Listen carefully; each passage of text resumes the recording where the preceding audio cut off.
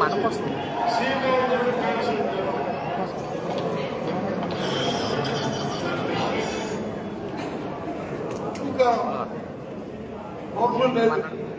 ఉప్పుగా నన్ను వచ్చి మాట్లాడతారు కనీసం వెళ్ళి ఇది మా బాధ్యత. ఈ రాష్ట్ర ప్రధానికి మాటిస్తున్నాం, ఈ రాష్ట్ర ప్రధానికి చెప్తున్నాం, విశాఖ ప్రధాన మీ అందరూ ఆందోళన చెందవద్దు, ఇది మా తాలూకు బాధ్యత.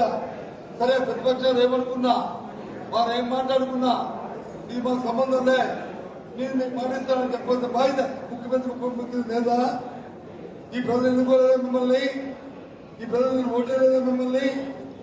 ఆ రోజే చెప్పారు మా నాయకుడు రాజోకులో, ఆ రోజు ఇప్పుడు కొంచెం ఒకవేళ కానీ కొట్ట గురించి కానీ వస్తే మీరు వచ్చి వారి కొత్త జెండా ఊపిరిగా అవుతుంది, మీరు దురదృష్టం ఆలోచించండి, మీరు మోసగారులు దగాకోరులని ఆ రోజు మా నాయకుడు చెప్పాడు.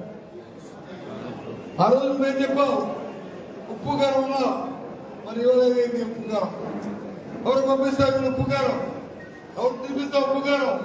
ఏమైంది మీ పోషం, ఏమైంది మీ తాలూకు చావా, ఏమైంది మీ తాలూకా కార్యక్రమాలు అడుగుతున్నాం.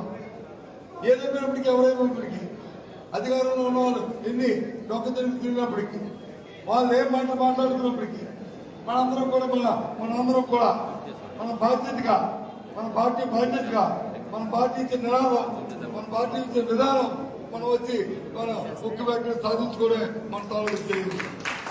ఆ రకంగా ప్రజల్లో కమిటీ వేసుకుందాం, ఆ కార్యక్రమం ఆలోచించుకుందాం, ఏ రకంగా దీన్ని ముందుకు తీసుకెళ్లాలో పెద్ద సలహాలు తీసుకుందాం.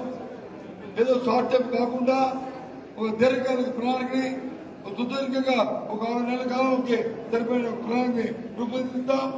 దాని ప్రకారం మనం ముందుకెళ్దామని చెప్పి మీ అందరికి కూడా మనం చేస్తాం. దానికి అందరూ భాగస్వామ్యం కావాలి. ఒకరు చిన్న, ఒకరు పెద్ద, ఒకరి ఆధ్వర్యం, ఒకరు కాదు మనందరితో మన పార్టీ ఆధ్వర్యంలో ఈ కార్యక్రమం జరగాలి. నిన్న మొన్న ఈ మధ్యలో ఒక 2 రోజులు పెట్టి అన్ని ప్రతిపక్షాలు అన్ని పక్షాలను అడిగాం.